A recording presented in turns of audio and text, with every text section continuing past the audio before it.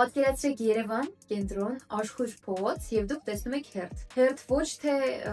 նորաձև ռեստորանի կամ կինոյի համար, այլ սուրճի։ Այն սուրճի համար, որը վաճառվում է ուղղակի փոքրիկ կրպակում։ Ինչն է ստիպում մարդկանց հերթ կանգնել, սուրճ խմել փողոցում եւ միաժամանակ իրեն երջանիկ զգալ։ Այսօր մենք վերլուծում ենք Coffee House սրճարանների ցանցի ֆենոմենը։ Այն սրճարանը, որը փոքրիկ ստարտափից վերածվեց հայկական երիտասարդական մշակույթի խորհրդանիշ։ Կխոսենք, թե ինչպես նրանց հաջողվեց ստեղծել այն, ինչը չի հաջողվում շատերին, ստեղծել ոչ թե բիզնես, այլ սիրելի բրենդ։ Եվ իհարկե կհասկանանք, թե այս պատմությունից ինչ դասեր կարող ենք հավել ցանկացած գործարար։ Coffee House-ի պատմությունը ապացուցում է, որ ձախողումը դեռ վերջը չէ, այլ պարզապես խնդիր, որը կարելի է լուծել։ Ամեն ինչ սկսվեց 2015 թվականին։ Ուսանող, ով ոգեշնչվելով արտասահմանյան սրճարանների մթնոլորտից, որոշեց բացել իր առաջին take-away կրպակը համալսարանի մոտ։ Միտքը պարզ էր եւ հանճարեղ։ Հնարավորություն տալ ուսանողներին վայելել արագ եւ համեղ սուրճ, բայց առաջին փորձը ցավոք ձախողվեց։ Մի քանի ամիս աշխատելուց հետո կրպակը փակվեց։ Թվում էր, թե պատմությունը ավարտվում է անգամ չսկսելով,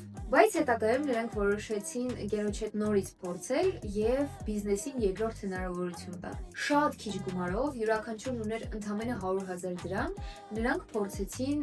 նորից վերաբացվել։ Այս անգամ շեշտը դրված էր նրա վրա, ինչը չկար շուկայում։ Անկեղծ էր իրենց գործի հանդեպ եւ վասարկումն ուղղված յուրաքանչյուր հաճախորդին։ Նրանց սրճարանը դարձավ վայր, որտեղ ուզում ես վերադառնալ ոչ թե կոֆեինի, այլ նաեւ լավ տրամադրության համար։ Հենց այդ ժամանակ էր ստեղծվեց բրենդի փիլիսոփայությունը՝ սեր եւ սուրճ մեկ բաժակում։ Նրանց համար սա պարզապես մարքեթինգային կարգախոս չէր, այլ ընկերության իսկական DNK-ն։ Առաջին իսկ օրվանից նրանք սեր են դրել ամեն ինչի մեջ՝ իրենց արտադրանքի, իրենց աշխատակիցների եւ ամենակարևորը իրենց հաճախորդների հանդեպ։ Ինչպես էր սա աշխատում։ Նրանք ստեղծեցին մի մշակույթ, որտեղ յուրաքանչյուր հյուրն իրեն յուրահատուկ էր զգում։ Բարիստան հիշում էր բոլոր մշտական հաճախորդներին, բարևում էր, նույնիսկ հարցնում էր ինչպես են։ Հենց այդ մարդկային վերաբերմունքն է, որին գումարում է հիանալի սուրճը եւ դարձնում իրենց համար մեկը Հայաստանում։ Հաճախորդները սկսեցին ոչ միայն սուրճ խմել, այլ նաեւ հպարտանալ դրանով։ Երևանում զբոսնել Coffee House-ի բաժակով դարձավ ժամանակակից մի բան։ Հիմա եկեք վերլուծենք նրանց մարքեթինգային հնարքները, որը բերեց իրենց այսպիսի խելահեղ հաջողության։ Հնարք առաջին, նրանք խելամտորեն շեշտը դրեցին take-away ֆորմատի վրա։ Դա արագ է, հարմար եւ շատ ավելի էժան, քան լիարժեք սրճարան բացելը։ Սա թույլ տվեց նրանց նվաճել ամենաակտիվ լսարանը՝ ուսանողների եւ գրասենյակային աշխատողների։ Նրանք սուրճը դարձրեցին մատչելի եւ առօրյա, որը ժամանակ չի խլում, եւ հաղթեցին դրանով։ Հնարք երկրորդ բաժակի պաշտպանմունք, այսպես կոչենք։ Coffee House-ը առաջինն էր Հայաստանում, ով իր բաժակը դարձրեց վիրուսային։ Ճանաչելի դիզայն, սեր եւ սուրճ մեկ բաժակում գրությունը եւ իհարկե բաժակի վրա անունը մարկերով գրելու հնարավորությունը։ Այս ամենը բաժակը դարձնում էր անվճար գովազդի, որը ճամփորդում էր քաղաքով մեկ հազարավոր մարդկանց ձեռքերում։ Նրանք ստեղծեցին այն, որի մասին երազում է ցանկացած մարքետոլոգ՝ օգտագործողների եւ գնորդների կողմից ստեղծված գովազդ։ Մարդիկ իրենք էին լուսանկարվում բաժակի հետ եւ տեղադրում ցանցերում։ Եվ իհարկե ամենակարևոր բանը, որը չմոռացավ անել Coffee House բրենդը, իր հաճախորդների հրապարակած սթորիները, ովքեր նշում էին իրենց բրենդը, նրանք եւս հրապարակում էին իրենց անձնական բրենդի էջում։ Հնարք երրորդ ճիշտ SMM։ Նրանց մոտեցումը սոցիալական ցանցերում արժանի է առանձին ուշադրության։ Coffee House-ը իր Instagram-ը օգտագործում է շատ կենդանի, մարդկային եւ մի փոքր համարձակ ոճ։ Հայաստանի ամերիկյան համալսարանի հետազոտությունը հաստատում է, որ նրանց առցանց բրենդի կառավարումն ուղղակիորեն ազդում է հաճախորդների հավատարմության վրա։ Նրանք չեն վախենում կատակել, բացահայտ օգտագործել թրենդերը եւ իհարկե օգտագործել երիտասարդական սլենգ։ Դա ստիպում է լսարանին մեկնաբանել, կիսվել եւ իհարկե Instagram-ի ալգորիթմներն էլ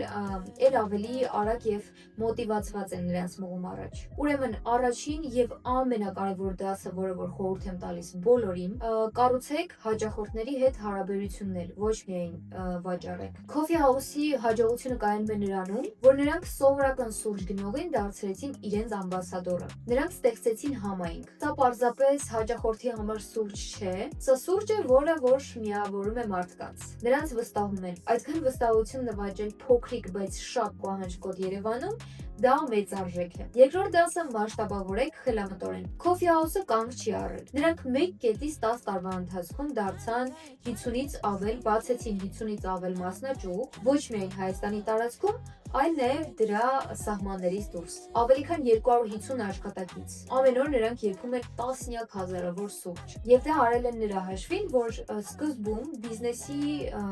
եկած եկամուտը ներդրել է նորից բիզնեսի մեջ։ 2020 թվականից նրանք ունեն սեփական բովում եւ առաջինն էին ոլորտում, ովքեր դուրս եկան միջազգային շուկա։ Ֆրանչայզով Մոսկվայում մասնաճյուղ են բացել։ Եվ ամենակարևորն այն է, որ նրանք մասշտաբավորեցին իրենց բիզնեսը, բայց չկորցրեցին իրենց հոգին։ Սա է հաջողության բանալի։ Նրանք կառուցել են համակարգ, որտեղ սերը եւ սպասարկման չափանիշները մասշտաբավորվում են բիզնեսի հետ միաժամանակ։ Երրորդ դասը, որը ինձ շատ է դուր գալիս իրենց պատմության մեջ, եղեք ճկուն եւ մի վախեցեք սխալներից։ Այո, նրանց առաջին կետը ձախողվեց, բայց նրանք չհուսահատվեցին։ Վերլուծեցին, նայեցին շուրջը եւ արեցին երկրորդ մոտեցումը, որը ինչպես հասկացաք, այն էլ ինչպես է հաջողվել։ Ավելին, նրանք շարունակում են փորձարկել նորություններ եւ 2025 թվականին նրանք սկսեցին փորձնական նոր նախագիծ, նոր ֆորմատով։ Անկամ այն պարագայում, երբ որ դա այդքան էլ չի տեղավորվում իրենց takeaway ֆորմատի մեջ։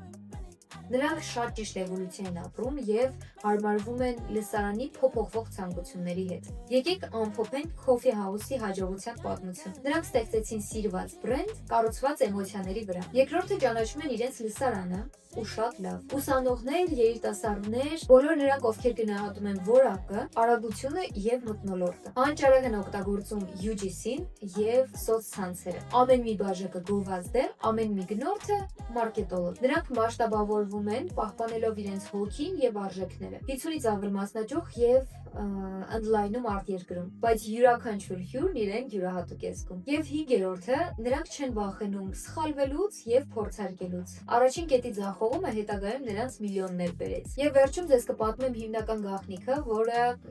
հենց հիմնադիրներն են պատմել։ Մի անգամ նրանց հարցրել են, որն է ձեր հաջողության գաղտնիքը։ Նրանք չնշեցին ոչ ունիկալ սուրճ, ոչ հիանալի մարքեթինգ։ Նրանք ասացին, որ հաջողությունը կախված է ընդհանրապես 3 բանից՝ ճիշտ ժամանակ, ճանաչել քո լսարանը եւ սեր, լիքը սեր սուրճի հանդեպ, իրենց գործի հանդեպ, սերը աշխատակիցների եւ այն մարդկանց հանդեպ, ովքեր հերթ են կանգնում բաժակի համար։ Եթե հետաքրքիր է եւ օգտակար է տեսող լավակը ձեզ համար, մի մոռացեք բաժանորդագրվել, որովհետեւ ամեն շաբաթ ես թողարկում եմ նոր վիդեո նոր բրենդի մասին։ Իհարկե դրեք լայք եւ մեկնաբանություններում գրեք ինչ եք կարծում։ Կարող է Հայաստանում եւս որևէ մեկ այլ բրենդ հասնել այսպիսի հաջողության։ Իսկ մենք կհանդիպենք մյուս շաբաթ։